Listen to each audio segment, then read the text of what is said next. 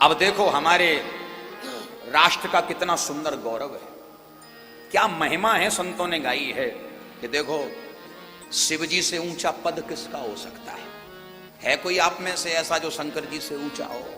है? कहां? कैलाश पर विराजमान श्री आशुतोष भोलेनाथ। लेकिन राम कथा सुनने का भाव जब मन में आया तो कहां गए? बोले कुंभज ऋषि के यहां, अगस्त मुनि के यहां। कुंभ से जिनका जन्म हुआ है, घड़े से जो प्रकट हुए हैं, इनका वैसे नाम अगस्त मुनि है, पर कुंभ से प्रकट होने से एक नाम इनका कुंभज ऋषि है। तो कैलाश पर्वत कितनी ऊंचाई पर है?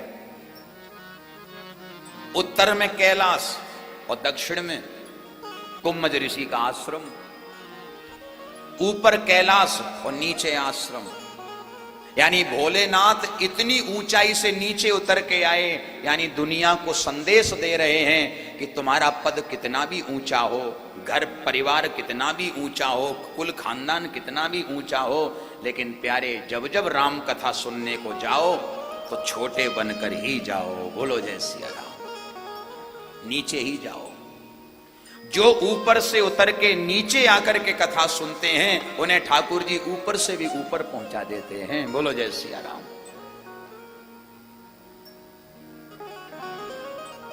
सबके भाव अलग अलग। एक भाव ये है कि हम नीचे बैठ के सुन रहे हैं, ये वृंदावन है, यहां भाव की भूमि है, ये आनंद है।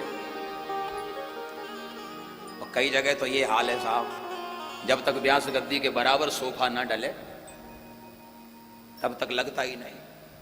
आयोजकों की ये हालत, आगे बढ़िया वीआईपी कोटा बनाया जाता है और महाराज इतने मोटे मोटे सोफा, 3 व्यक्ति जहां बैठे वहां अकेला ही बैठता है, सीट रिजर्व करा के बैठता है। अच्छा, उस सीट पे एक पर्ची चिपकी होती है, वीआईपी, वीआईपी लिखा होता है। अब जो सोफा पे धर के कथा सुन रहे हैं, खुद धरे हैं सोफा पे, कथा सुनने को बैठे हैं। अच्छा, भगवान भी देख लेते हैं कि इसकी महिमा, इसकी गरिमा यही है, ये सोफा पे ही बैठा रहे, इसको इसी में आनंद आता है, इसे कथा से कोई लेना देना नहीं है। तो भगवान ऐसी कृपा करते हैं कि बेचारे को सुला देते हैं। बोलो जय सिया राम। बेटा तुम सो जाओ, कथा के अधिकारी तो तुम हो नहीं, कथा तुम्हारे पल्ले पड़ेगी नहीं, इसलिए सो जाओ, सुला देते हैं। लेकिन भोलेनाथ की महिमा देखिए आप, फिर हमारे राष्ट्र का गौरव कि भोलेनाथ का इतना ऊंचा पद है और हिमालय से, कैलाश से उतर के नीचे आए हैं कथा सुनने के लिए। बस यही महिमा है कथा की और यही मर्यादा है कथा की कि नीचे ही बैठ के कथा का आनंद प्राप्त करें। आगे जब चले तो एक विशेष बात, गृहस्थ जीवन में यह विशेषता होनी चाहिए कि जब भी व्यक्ति कथा सुनने को चले तो अपनी धर्म पत्नी को साथ में लेकर ही कथा सुने। दाम्पत्य जीवन की महिमा यही है, श्रेष्ठता, धन्यता यही है कि पति पत्नी दोनों को मिलकर के कथा सुननी चाहिए। अब पति पे टाइम है तो पत्नी पे नहीं है, और पत्नी ने पति से कहा चलो कथा सुनने, अरे तू चली जा, यहां दुकान चलाऊंगा कथा सुनो। बोलो जय सिया राम। तू जा। आज समय में परिवर्तन हो रहा है। एक समय था कि पति पत्नी दोनों बैठ के कथा सुनते थे, और जब पति पत्नी दोनों कथा सुनते थे तो संतान भी संस्कारी होती थी और परिवार पूरा कथामय हो जाता था। बोलो जय सिया राम। अद्भुत महिमा थी। भोलेनाथ ने बताया, भोलेनाथ जब चले राम कथा सुनने को तो तुलसीदास जी ने लिखा, संग सती जग जननी भवानी। कितनी उपमा दी है सती को, संग सती, आगे जग जननी, जगत की माता भवानी। यानी सती जी को लेकर के श्री भोले बाबा अगस्त मुनि के आश्रम पे पधारे। अब भोलेनाथ को अगस्त मुनि ने देखा, आहा, आज तो हमारी कुटिया पवित्र हो गई, जगदीश्वर पधारे हैं। तो जगदीश्वर समझ के, अखिलेश्वर समझ के श्री अगस्त मुनि ने भोले बाबा का पूजन किया। और ऋषि परंपरा में ऐसा ही है, बड़े बड़े संत, बड़े बड़े महात्मा, पद कितना भी ऊंचा हो, पर जब उनके यहां आतिथ्य भाव से कोई संत आता है तो वह अपना पद छोड़ के उसका पूजन करते हैं, स्वागत करते हैं, सम्मान करते हैं।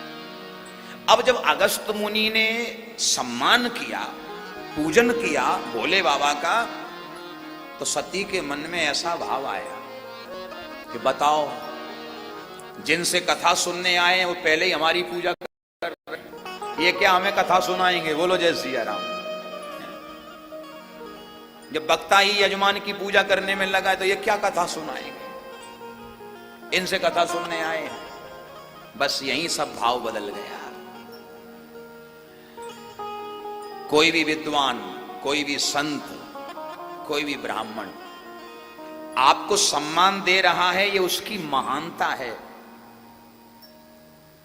आपको कोई सम्मान दे तो ये उसकी महानता है, ये उसका अपना सदाचार है, ये उसके अपने गुण हैं, ये उसकी अपनी महिमा है। लेकिन कई लोग अन्यथा ले लेते हैं। अब पंडित जी हमें ही राम राम कर रहे हैं, हमारा ही तिलक कर रहे हैं, तो ये हमारी क्या पूजा कराएंगे? बोलो जय श्री राम। ये उनकी उदारता है, ये उनकी विनम्रता है। अच्छा एक बात और, जो विनम्र होता है, और विनम्र कौन होता है? जिसके अंदर गुण, ज्ञान गुणों से परिपूर्ण जो है वो विनम्र है। आप अक्सर देखना, हवा जब भी चलती है तो तिनका उड़ता है, तिनका उड़ता है। अच्छा, अब उस तिनके का ये पता नहीं कि उड़ के जाएगा कहां। बोलो जय सिया राम। कोई ठिकाना निश्चित नहीं। पत्थर को कभी उड़ते देखा है? पत्थर में वजन होता है। उसी प्रकार जिनमें कुछ नहीं है वो तिनके के समान उड़ रहे हैं, पर जिनके अंदर ज्ञान और गुण भरा पड़ा है, जो वजनदार लोग हैं, वो उड़ते नहीं हैं, वो विनम्र होकर के समाज में रहते हैं। बोलो जय सिया राम। अब पूजन जब किया तो सती के मन में ये बात आ गई, अब ये क्या कथा सुनाएंगे, ये क्या कथा सुनाएंगे? हो गई कथा। अब जब ये बात हुई और जब अगस्त मुनि से निवेदन किया भोले बाबा ने कि आप हमें राम कथा श्रवण कराएं, तब श्री अगस्त मुनि ने भोलेनाथ को राम कथा सुनाना प्रारंभ किया। और मन में अगस्त मुनि के क्या भाव है कि ये खुद ही राम कथा के इतने बड़े वक्ता है। रामायण सतकोटि अपारा, रच महेश निज मानस राखा।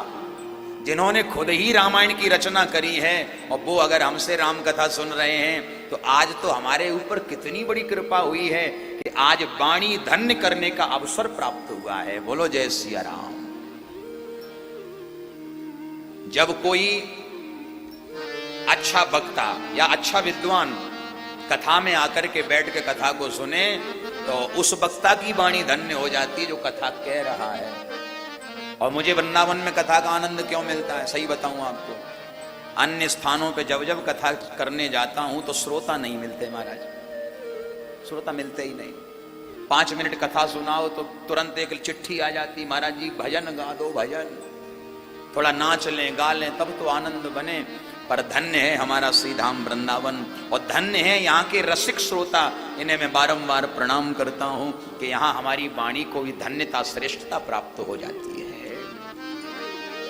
यहाँ श्रोता तल्लीनता से, अनुराग सहित कथा का आनंद लेते हैं, तो मेरी वाणी भी धन्य हो जाती है। और मैं सच बताऊं, वर्ष में कम से कम 20 कथाएं मैं करता हूं, लेकिन श्री ठाकुर जी से एक ही प्रार्थना करता हूं, ज्यादा नहीं तो साल में 1-2 कथा वृंदावन में जरूर हाजिरी लगवा दिया करो। बोलो जय सिया राम। यहां कथा करता हूं तो मन प्रसन्न हो जाता है और पूरे वर्ष के लिए बैटरी चार्ज हो जाती है। अच्छा एक बात ये है, अब बताओ, टंकी फुल भरी हो पर उस पानी को कोई उपयोग करने वाला ही नहीं है, तो टंकी का पानी तो फैलता ही रहेगा, पीने वाला ही कोई नहीं है। तो यहां गुरु कृपा से आनंद हो रहा है, लेकिन ये रस पिलाएं किसको, कोई पीने वाला नहीं मिलता। लेकिन वृंदावन में रसिक श्रोता मिलते हैं, विद्वान भी मिलते हैं, वक्ता भी मिलते हैं, श्रोता भी, सबके साथ में बैठ के जो आनंद प्राप्त होता है वो अन्य स्थान पर नहीं मिलता। और वैसे भी श्री धाम में कथा की महिमा बहुत है। एक अश्वमेध यज्ञ कोई करे, अश्वमेध यज्ञ में बहुत खर्चा होता है, बहुत बड़ा यज्ञ है और हर कोई कर नहीं सकता। एक अश्वमेध यज्ञ का फल श्री धाम वृंदावन में एक कथा कराने से श्री ठाकुर जी प्रदान कर देते हैं। ऐसी महिमा धाम की है, ऐसी महिमा तीर्थ की है।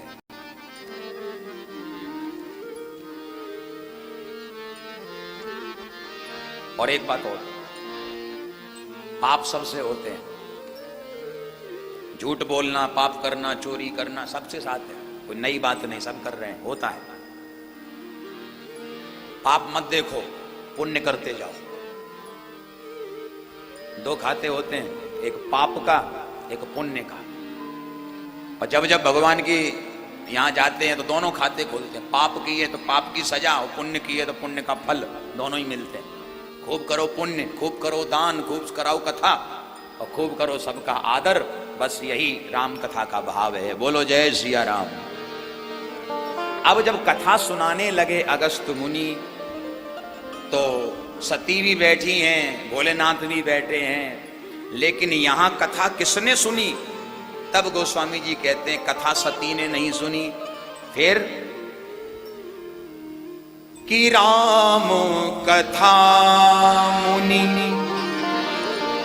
बरज बखानी, राम कथा मुनि बरज बखानी, सुनी महेश परम सुख मानी, सुनी महेश परम सुख मानी, राम कथा मुनि बरज बखानी, राम कथा मुनि बरज बखानी।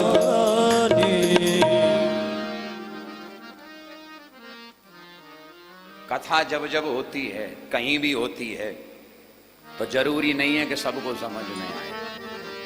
कई लोग प्रश्न करते हैं, आज के समय में इतनी कथाएं हो रही हैं पर परिवर्तन नहीं हो रहा, समाज में कुछ बदलाव नहीं हो रहा।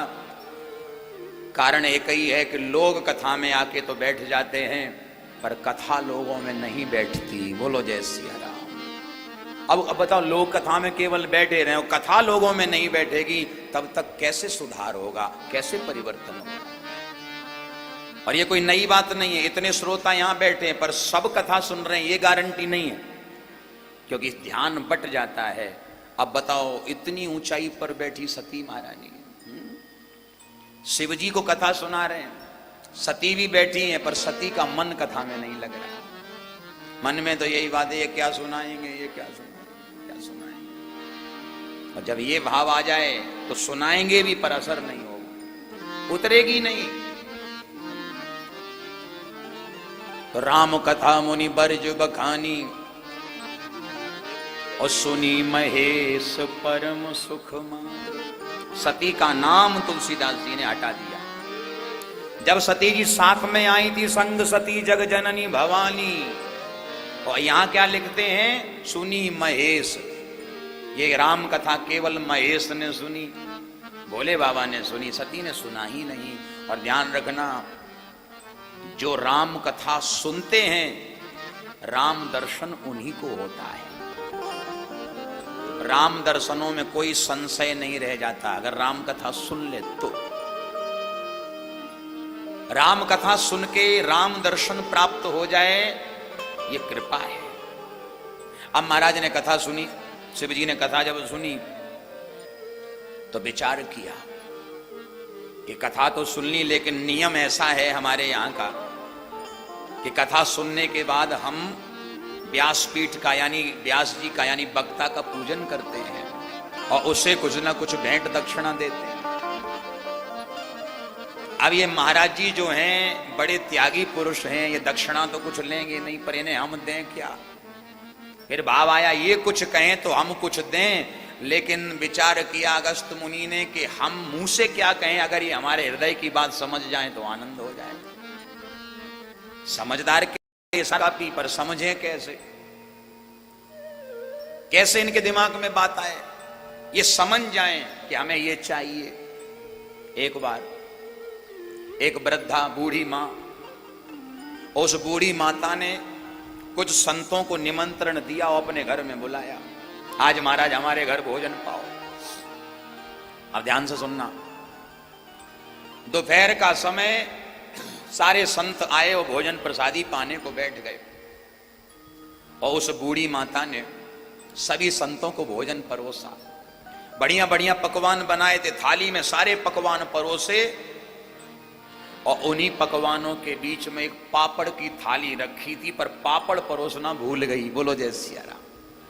सारे पकवान परोस दिए लेकिन पापड़ परोसना भूल गई।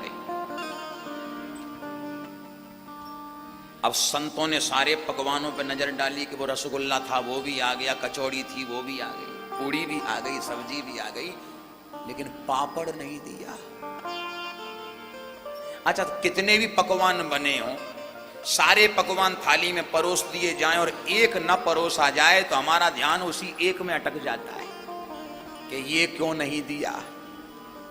जैसे कोई पार्टी शादी में जाता, स्टॉल लगी होती है, हजारों चीजें होती खाने के लिए, तो बेशक न खाया जाए पर सूंघते सब जगह जाके कि इसमें क्या है, इसमें क्या, ये भी खा लें, ये भी खा लें, छोड़ते दृष्टि तो डालते ही हैं।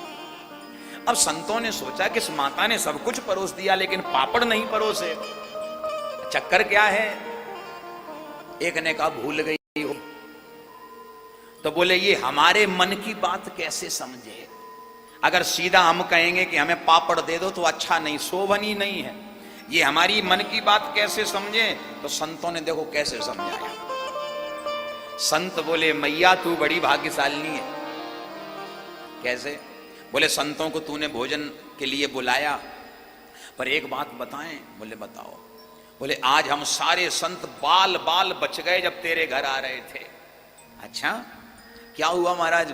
बोले हम रास्ते में आ रहे थे तो महाराज हमारे रास्ते में एक झट से काला सांप निकल पड़ा। अच्छा, और मैया क्या बताएं, इतना बड़ा सांप था, हमने आज तक नहीं देखा। तो माता ने पूछा कितना बड़ा था महाराज? संत बोले माता क्या उदाहरण दें, इतना बड़ा सांप था जितनी दूर वो पापड़ की थाली रखी है। बोलो जय सिया राम। यहां हम बैठे हैं, वो पापड़ की थाली रखी है, इतना लंबा सांप आज हमने देखा, बाल बाल बच गए। मैया ने माथा ठोका, हे भगवान पापड़ परोसना तो मैं भूल ही गई। बोलो जय सिया राम। हृदय की बात सामने वाला समझ जाए तब आनंद बनता है। तो अगस्त मुनि वही कहना चाहते हैं कि हमारे हृदय की बात समझ जाए। तो भोलेनाथ ने सोचा कि ये चाहते हैं कि बिना मांगे इन्हें मिल जाए, तो श्री भोले बाबा ने आज महाराज अगस्त मुनि को विमल भक्ति का दान दे दिया। बोलो जय सिया राम। और यही अगस्त मुनि चाहते थे, तो उन्हें भक्ति के रूप में दक्षिणा की प्राप्ति हुई। और अब महाराज प्रणाम करके श्री भोलेनाथ चलने लगे। सती संग जा रही है और भोलेनाथ जा रहे थे। जय सिया राम, जय जय सिया राम, जय सिया राम, जय सिया राम, जय सिया राम, जय जय सिया राम, जय सिया राम। सब गाओ। जय सिया राम,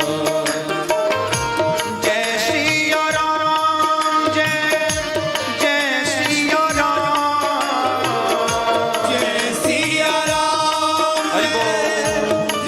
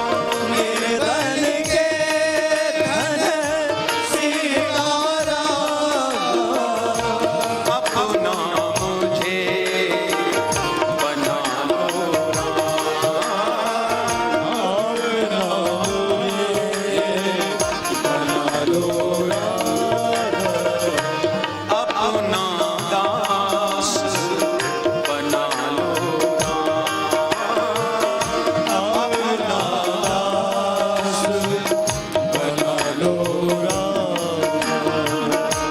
जय सिया राम, जय जय सिया राम, जय सिया राम, जय सिया राम।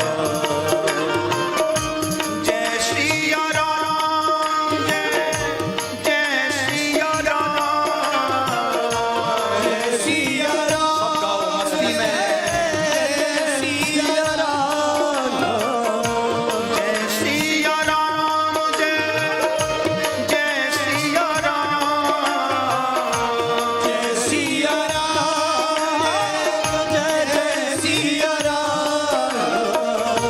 जय सिया राम, जय सिया राम, जय सिया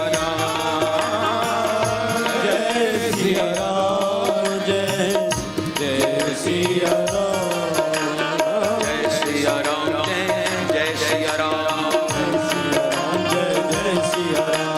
सिया राम, जय सिया राम। जय सिया राम, जय सिया राम, जय सिया राम। जय हनुमान, जय हनुमान, हनुमान जय जय हनुमान। जय सिया राम, जय सिया राम, जय सिया राम। जय सिया राम।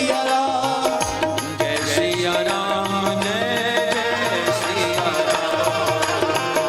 जय सिया राम, जय सिया राम। जय सिया राम, जय सिया राम, जय सिया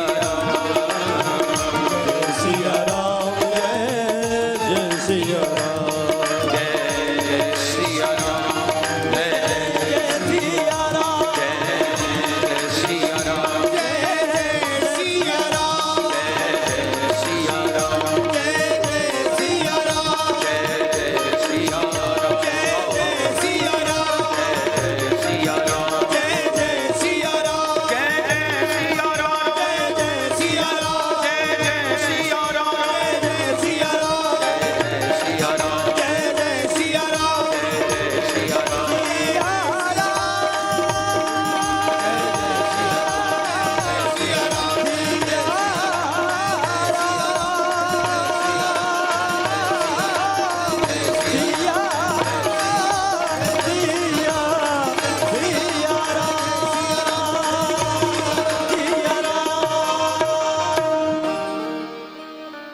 जय सिया राम, जय सिया राम। सिया राम, जय सिया राम। सिया राम, जय सिया राम, जय जय सिया राम, जय सिया राम, जय सिया राम, जय जय सिया राम, जय सिया राम, राम राजा सरकार की जय। राम कथा सुन के भोले बाबा राम जी की जय जयकार करते हुए हरि गुणगान गाते हुए जा रहे हैं और हरि गुणगान करते हुए जा रहे थे और मन में ये भाव था कि राम कथा सुन ली, अब ऐसी कृपा हो जाए कि राम कथा सुन के राम दर्शन प्राप्त हो जाए। बोलो जय सिया राम। राम कथा सुनी, अब राम दर्शन और हो जाए तो बड़ी कृपा राम जी की। ऐसा भाव लेकर के श्री भोलेनाथ जा रहे हैं और ऐसी कृपा हुई कि उसी समय पिता बचन तज राज उदासी, दंडक वन विचरत अविनाशी। उसी समय प्रभु की लीला चल रही है और राम लीला में सियाजू का अपहरण हो चुका है और सियाजू का अपहरण हो गया है तो राम और लखन सियाजू की खोज कर रहे हैं, उन्हें ढूंढ रहे हैं। अब उन्हें ढूंढते ढूंढते जा रहे हैं और जैसे ही राम कीर्तन करते हुए श्री शंकर भगवान जा रहे थे और दृष्टि खोल के, नजर खोल के जैसे ही सामने देखा तो आज हृदय की बात सन्मुख प्रकट हो गई। बोलो जय सिया राम। हृदय में यही विचार कर रहे थे कि राम दर्शन हो जाए और देखो कैसी कृपा हुई कि आंखें खोली तो राम जी लीला कर रहे हैं, सामने राम जी दिखाई दिए। और जब ऐसी लीला का दर्शन, प्रभु श्री राम जी का दर्शन किया तो भोलेनाथ का रोम रोम पुलकित होने लगा, आंख से प्रेम के अश्रु टपकने लगे। और ऐसी दशा जब सती ने भोले बाबा की देखी तो शंकर जी से पूछा कि ये क्या प्रभु, आपकी आंखों से अश्रु, और अश्रु ही नहीं, हाथ जोड़ के बारंबार श्री भोले बाबा राम जी को प्रणाम कर रहे हैं। और जब प्रणाम कर रहे थे तो सती ने कहा कि प्रभु एक बात बताओ, ये क्या, जिन्हें आप प्रणाम कर रहे हो ये कौन है, कौन है, इन्हें आप प्रणाम करते ये हैं कौन? तब भोलेनाथ ने बड़ी प्यारी बात कही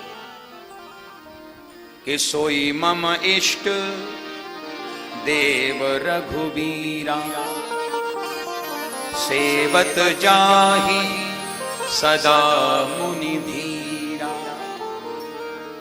जिनको मैं प्रणाम कर रहा हूं देवी, यही हमारे इष्ट देव प्रभु श्री राम हैं। बड़े बड़े योगी तपस्वी, बड़े बड़े ज्ञानी जिनका ध्यान चिंतन करते हैं, वो हमारे प्रभु श्री राम हैं। अब विचार वाली बात सती को नहीं समझ में आया। राम उसी को समझ में आते हैं जिसने राम कथा सुनी हो, और जिसने राम कथा ही नहीं सुनी वो राम को क्या जाने, क्या समझेगा। सती नहीं समझ रही। सती ने कहा कि प्रभु ये बात समझ में नहीं आती, हमारे मन में तो संशय उत्पन्न हो गया है कि एक साधारण मनुष्य जिनकी धर्मपत्नी खो गई है वो उनको ढूंढ रहे हैं, उनके लिए विलाप कर रहे हैं, वो आप अपना इष्ट देव कह के उन्हें प्रणाम कर रहे हैं, उन्हें ब्रह्म कह के प्रणाम कर रहे हैं। ये ब्रह्म हो ही नहीं सकते, हम नहीं मानेंगे कि ये ब्रह्म है। और भगवान बार बार समझा रहे हैं भोलेनाथ के ये हमारे इष्ट देव हैं, ये राम हैं, भगवान हैं, ब्रह्म हैं। सती नहीं समझ रही। कभी कभी कथा में मैं विचार करता हूं कि त्रेता युग में भगवान श्री भोलेनाथ सती को समझा रहे हैं कि ये राम है, और राम भी सामने खड़े हैं, पर सती को समझ में नहीं आ रहा। अब तो कलयुग चल रहा है। अगर मैं आपको राम के बारे में समझाऊं और आपकी समझ ना पड़े तो कोई हमारा कसूर नहीं। बोलो जय सिया राम। जब सती को समझ में नहीं आ रहा, वो आपको समझ में ना आए तो क्या, कोई अचंभा नहीं। लेकिन हकीकत यह है कि राम कथा सुन के राम के प्रति जो संशय मन में है वो संशय समाप्त हो जाने चाहिए, फिर तो राम कथा का आनंद है। राम कथा सुन के राम जी के चरणों में अनुराग बढ़ जाए, प्रेम बढ़ जाए, तो समझना राम कथा का आनंद है। बहुत समझाया, सती नहीं मानी। हम नहीं मान सकते कि ये भगवान है, नहीं मानती। बोले नहीं, तो भोलेनाथ ने कहा एक काम करो कि जो तुम्हारे मन अति संदेह, जो तुम्हारे मन अति संदेह, तो किन जाय परीक्षा लेहु, तो किन जाय परीक्षा लेहु। जो तुम्हारे मन अति संदेह, जो तुम्हारे मन अति संदेह, तो किन जाय परीक्षा लेहु, तो किन जाय परीक्षा लेहु।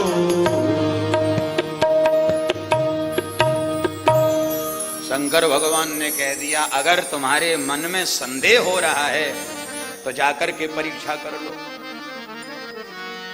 अब देखो कमाल की बात, परीक्षा करने को तैयार भी हो। यानी सती महारानी भगवान को बुद्धि से देख रही है, बुद्धि से समझना चाहती है। पर मैं एक निवेदन कर दूं, राम जी बुद्धि से नहीं भक्ति से समझ आते हैं। हरि व्यापक सर्वत्र समाना, प्रेम ते प्रकट हो ही में जाना। राम जी बुद्धि से समझ में आएंगे कोई गारंटी नहीं है, पर भक्ति के समझ में आएंगे ये पक्की गारंटी है।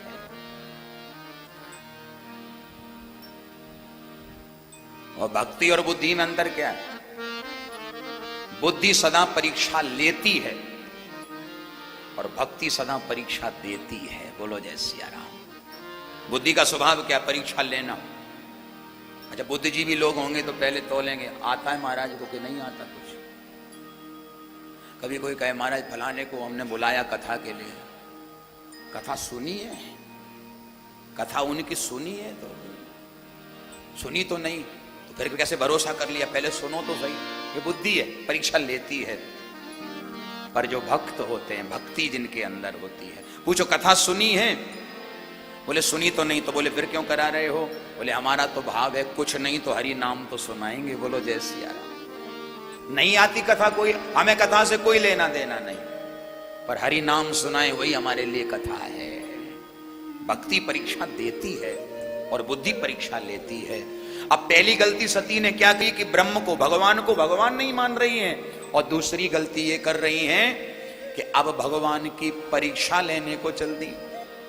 यद्यपि भगवान परीक्षा का विषय नहीं है, भगवान भाव प्रेम और विश्वास का, श्रद्धा का विषय है। परीक्षा लेने सती चल पड़ी। तो भोलेनाथ ने कहा सुनो, तुम परीक्षा करके आओ, तब तक मैं यहीं बट वृक्ष के नीचे बैठ करके भजन कर रहा हूं और मैं यहीं तुम्हें मिलूंगा। सती गई, और सती गई और यहां श्री भोलेनाथ बस प्रभु का ध्यान करने लगे। और सती ने क्या किया? जब आगे बढ़ी परीक्षा करने के लिए तो सती ने सीता का भेष बना लिया, और सीता का भेष बना करके जहां राम लक्ष्मण सियाजू की खोज कर रहे थे, उसी मार्ग में सती महारानी सीता का भेष बना करके खड़ी हो गई। लखनलाल को थोड़ी देर के लिए तो ऐसा लगा कि सियाजू खड़ी है, लेकिन लखन कैसे बोले? लखन तो पीछे है, और बोलता वो है जो आगे होता, और आगे है राम जी। सीता जी बन के गई सती, ये माया का रूप लेके गई हैं, लेकिन ये भूल गई कि जिसके सामने हम जा रही हैं वो मायापति हैं, और मायापति के आगे किसी की माया नहीं टिकती। बोलो जय सिया राम। सती माया का रूप लेके गई, और राम जी तो एक क्षण में समझ गए, और राम जी ने तुरंत हाथ जोड़ करके और श्री सती को प्रणाम किया कि जोरी पानी प्रभु की न प्रणाम, जोरी पानी प्रभु की न प्रणाम,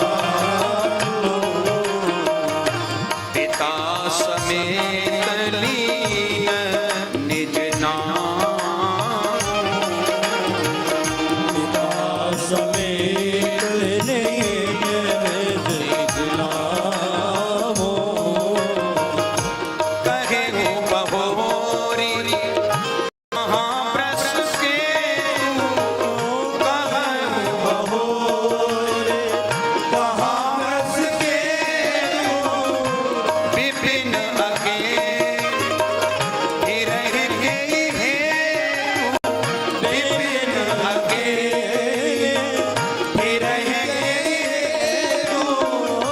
जोरी पाने प्रभु की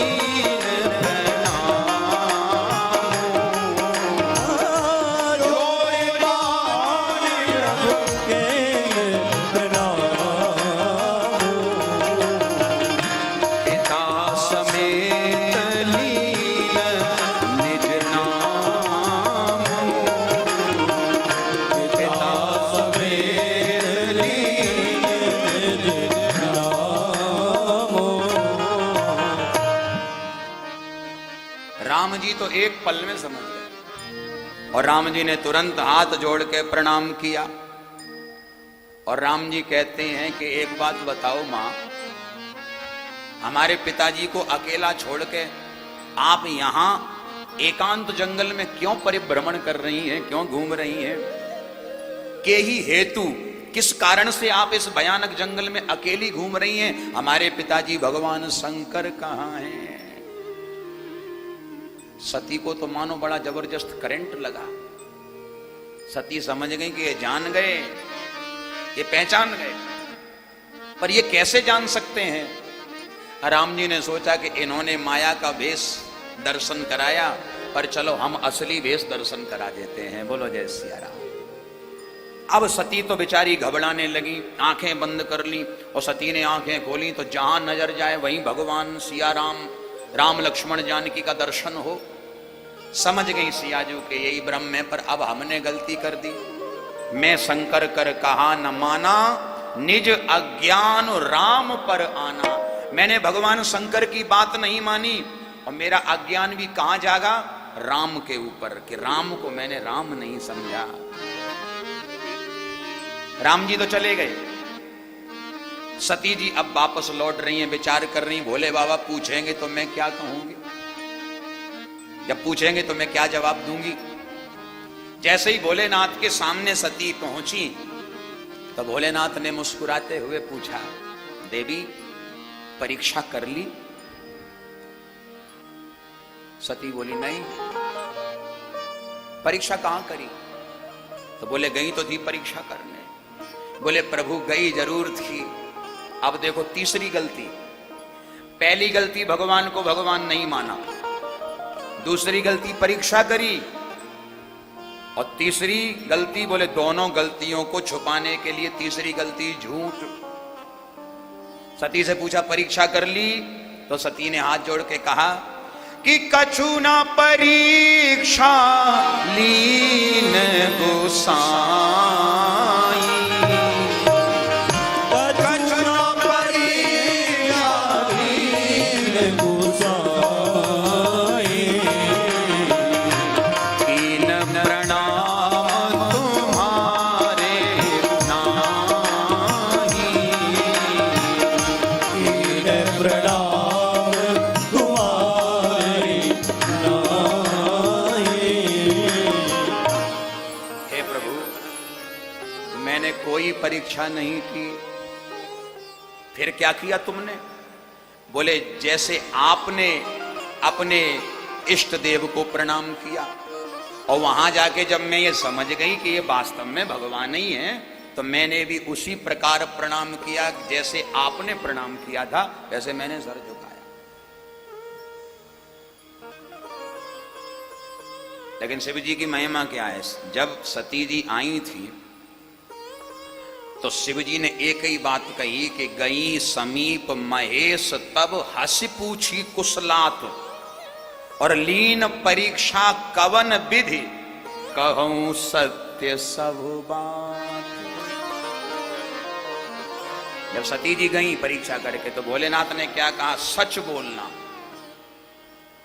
अच्छा ये बात हम किससे कहते हैं? जो झूठ बोलता है। बोलो जय सिया राम। जो आदमी झूठ बोलता होगा उसी से तो कहोगे भैया सच बोलना। तो कहूं सत्य सब बात, सच कहना जो भी बात हो। लेकिन शिव जी की बात सुन के भी झूठ बोल रही हैं, कछु न परीक्षा लीन गुसाई। हमने परीक्षा नहीं की, और इंसान की यही तो आदत गलत है कि एक गलती को छुपाने के लिए गलती पे गलती करता है, एक झूठ को छुपाने के लिए झूठ पे झूठ बोलता है।